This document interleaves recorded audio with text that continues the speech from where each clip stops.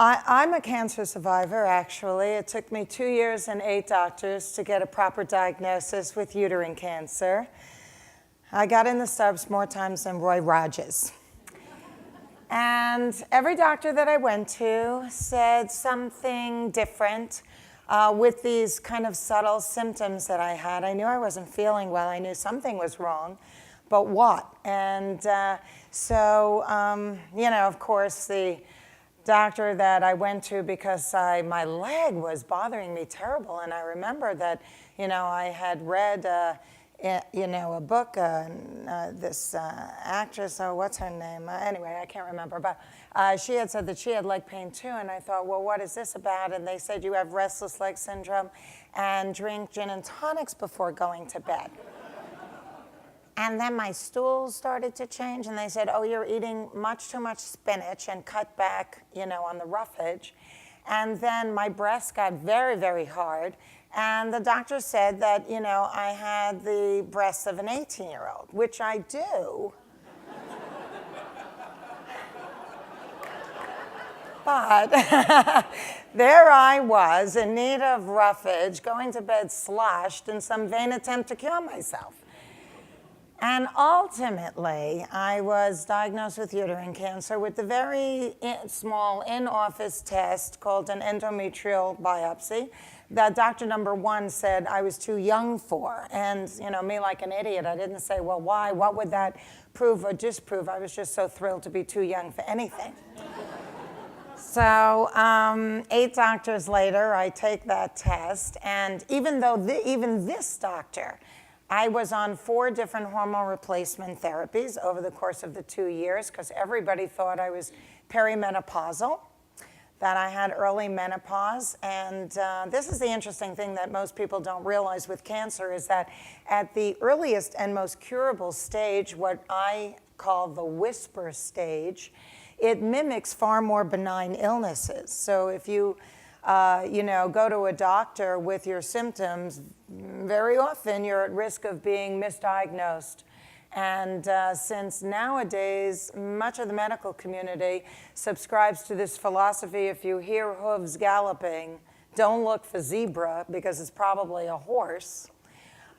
You will very often be misdiagnosed. And the woman with ovarian cancer, for example, at its earliest and most curable stage, looks almost exactly like irritable bowel syndrome. And when I meet a gal that says, she's been diagnosed with irritable bowel syndrome, I say, well, honey, I hope that's what you got. But for a moment, step away from your gastroenterologist and go to your gynecologist and rule out ovarian cancer, because that is one cancer you do not want to be misdiagnosed from. And, the reason why we lose loved ones to cancer is almost always due to late-stage diagnosis. If you catch it on arrival, 95% survival. So why are we all getting diagnosed so late in the game?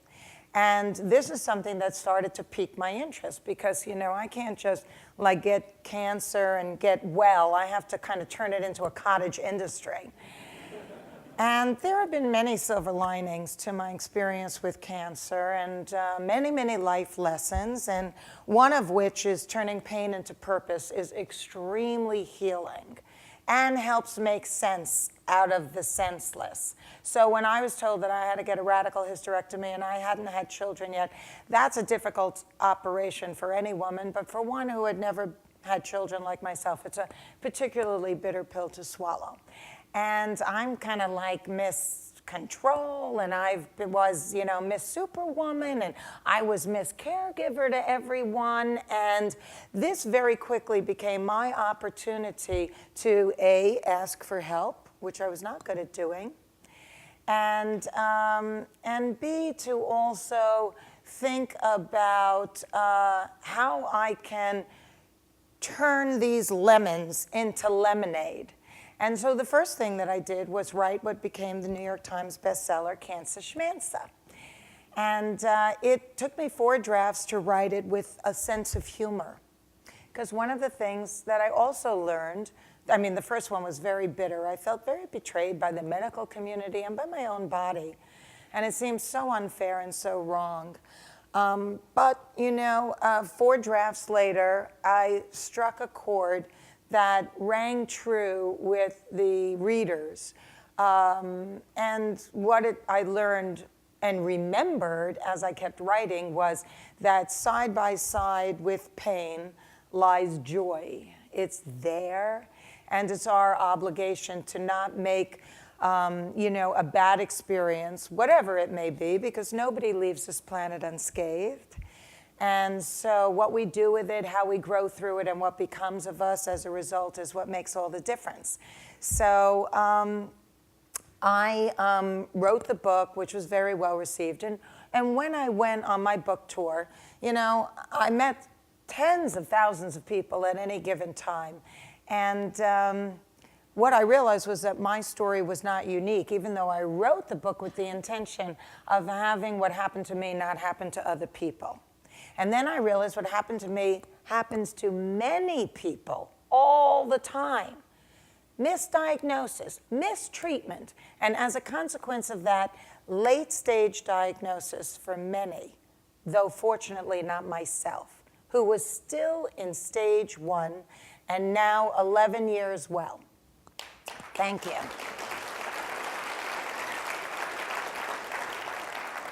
So I feel like I got famous, I got cancer, and I lived to talk about it. So that's what I'm doing. And I've really made it my life mission. And everything that I do now is to keep helping to pass on the necessary information and educate people. So people would rush the stage. I went on the lecture circuit, because that's what you do when you have a best-selling book. And people would rush the stage after and say, well, how can I help you? I know I agree with what you're saying, because I began to formulate an idea, which was stage 1 is the cure. Why aren't we all getting diagnosed in stage 1? We have the technology. What's the problem? Where's the gap there? If we all got diagnosed in stage 1, then most of us would live. So what's the deal? Well, big business health insurance gets in the middle of that a little bit, because there are tests that aren't even on the menu at the doctor's office. Lack of education is another problem, because people don't know what the early warning whispers of the cancers that may affect them are, and the tests that are available, so that they can become better partners with their physicians. And so one of the things that I started to think about was, well, stage 1 is the cure. We have to transform from being patients into medical consumers, because we put more time and energy into the buying, selling, and repairing of our automobiles than we do our own bodies. And I don't give anyone power of attorney over my money, so why should I do it over my body? I shouldn't, and neither should you. So as we started, entering the 21st century, it became clear that the old school thinking of the 20th century was fast becoming archaic, and a new mode of thinking had to be implemented. And so the Cancer Schmancer movement was born. And that was an effort and a vision of mine to galvanize people into becoming medical consumers, taking control of their body, recognizing the early warning whispers, not putting their head in the sand, because at the cancer's earliest and most curable stage, that's when you can deny it. But the day will come when you can deny it no more, and then it'll be too late. So what you really have to do when you know something doesn't feel quite right is to say, well, this could be nothing, but God forbid it's something. I have to go check it out right here and now, because I have to stay alive and well for my family. And if I catch it on arrival, 95% survival. So this was all part of the beginning phases of Cancer Schmancer with stage 1 is the cure effort. But then what happened was, the more I became entrenched in being a health activist and advocate, I went to Washington and became extremely instrumental in getting some legislation passed, because all roads lead to Rome, and today Rome is Capitol Hill. And so the first Gynecologic Cancer Education and Awareness Act got passed by unanimous consent, which means all 100 senators said, yes, Fran, we'll sign on to this. And that was a great feat for me. And at one point, I swear to you, I sent out an email to 10 different senators and said, let's not make this a battle of the balls, because the only ones that lose are the ladies. And so ultimately it got passed, it got signed into law during the Bush administration. I got written up twice in the Congressional Record for my efforts, and then was appointed Public Diplomacy Envoy for Women's Health Issues by the US State Department, a title I'm proud to continue to hold in this current administration. Thank you. Well, I started to get onto this JAG because I never quite settle anywhere. I keep thinking ahead, and I have this crazy, visionary thing that always makes me keep striving. And as Robert Browning says, a man must make his reach greater than his grasp, else what's a heaven for? And I thoroughly live my life that way. So I started to think, there's been billions of dollars funneled into trying to find a cure for cancer ever since Nixon waged the war, and there is no cure. So what's wrong with this picture? And it never quite felt right to me anyway, because it's sort of like closing the barn door after the horse escapes. Even if you find this miracle cure, it's not going to stop you from getting the cancer. It's not going to prevent the cancer from mutating into a whole nother cancer that we have to find another cure for. So what is the deal here? Is money being put into research because, maybe that's what pharmas support? Because what we've really ended up with is the ability to live longer chronically ill. And who needs that? I mean, it's better than the alternative, but I think there's even a better alternative, and that is prevention. And I got into this JAG where I started to think, what is causing the cancer? Why don't we just figure out what's causing the cancer and eliminate that? Wouldn't that be better? But, I very quickly realized that might actually cut into some people's profit margin. And, that's a problem. So, but that doesn't, stop me, because if I believe in something, I'm just going to forge ahead. So my organization, Cancer Schmancer, started to develop this idea that, since 95% of cancers are environmentally caused. So listen to that fact. 95% is environmentally caused. Only 5% is genetic. So let's not even talk about that. The bulk of the cancers that we get is because of lifestyle, entirely. And the thing that we have absolute control about today to diminish our risk of cancer is our home. What we bring into our home, what we clean our home with, what we put on our skin, personal care items. The skin is the largest organ in the body. It's not a shell, it's a living, breathing organ. And yet, each and every day, we put toxic carcinogens on it. And it does absorb. Things absorb into the skin, because I have a transdermal estrogen patch ever since I had my hysterectomy. So I know that things do absorb into the skin. And if I didn't have that, I'd go, wow, crazy. So I'm very grateful that I do have that. And so every time I put something on my skin, I think, well, what else is seeping into my skin? And how is my skin reacting to all this stuff? And why is it happening? And what am I putting in my mouth? What am I eating? What are these pesticides? What are these hormones given to our, livestock? What is it that we are doing on a daily basis that we can curtail? So the kind of trash cancer program was born, which is what I'm working on very aggressively right now, to kind of reach out to every single demographic, starting from very small children, leveraging the success that the nanny has today with kids that weren't even born when I did the show. And incidentally, that generation is the first generation in human history to be predicted to not live as long as their parents.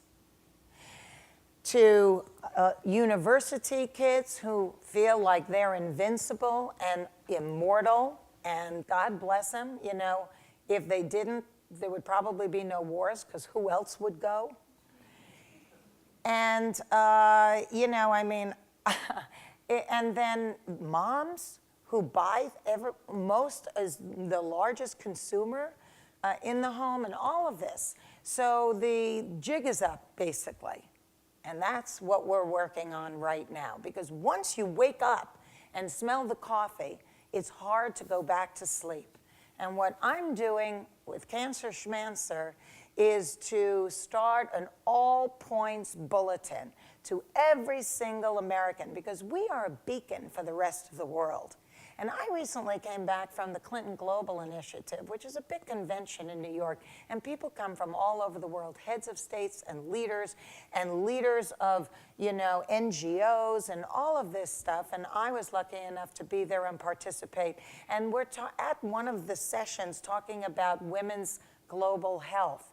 And everybody sitting at the table I saw water in plastic bottles, which is very bad. That's pristine water put in a toxic vessel. Very bad. And we have to stop doing that. We have to stop looking at that. There was a whole thing that came out of Cornell University that directly connected plastic bottles with breast cancer. So, what we do, the choices we make are of vital importance for diminishing our risk of cancer. We can increase it or we can diminish it. And what I'm saying to you is everything that you bring in your home, everything you clean your house with, everything you eat, everything you put on your skin, you should think about. Because men use on average 6 to 8 products a day. Women use on average 12 to 15 products a day. And that is every age group, from formaldehyde in No More Tears baby shampoo that they're putting on their little heads, lead in lipstick. Do you know how much lipstick women eat off their lips in a year's time? Men who are putting on this like XXX extra dry stuff under their arms. One of the most efficient ways to get toxins out of your body is to perspire. And somewhere along the line, we've been fed this bill of goods that we shouldn't perspire. So we're putting this stuff on, this chemical stuff that's holding the toxins in. And more men are getting breast cancer and wondering why. My boyfriend was using this stuff. And I said, sweetie, I'm a health activist. You can't use it. He said, but I'm going to sweat. I said, yeah, so go into the bathroom twice a day and wash your pits. What do you want me to tell you? It's like everything old is new again. We have to stop thinking that we've taken ourselves so far from nature and what's natural for the human experience. We're killing ourselves. We are literally killing ourselves with what we don't know and what we're doing to ourselves that we are turning a blind eye to. And we have to stop it because the jig is up. And the third leg of this is policy change, because once again, we have to go to Washington.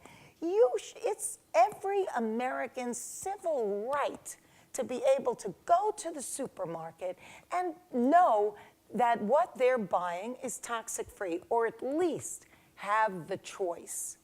Not to put anybody out of business, not to make anybody have to change their formulas, but to have to prove that they have a product that is actually carcinogen-free, so that they can get a certain government seal of approval that this product is carcinogen-free. And the consumer can go to the supermarket and say, oh, well, that has the seal, that has the seal, I'll buy that because that has the seal, or not. But at least to be given a choice. So you don't have to go to MIT to be able to understand what's on the ingredients list.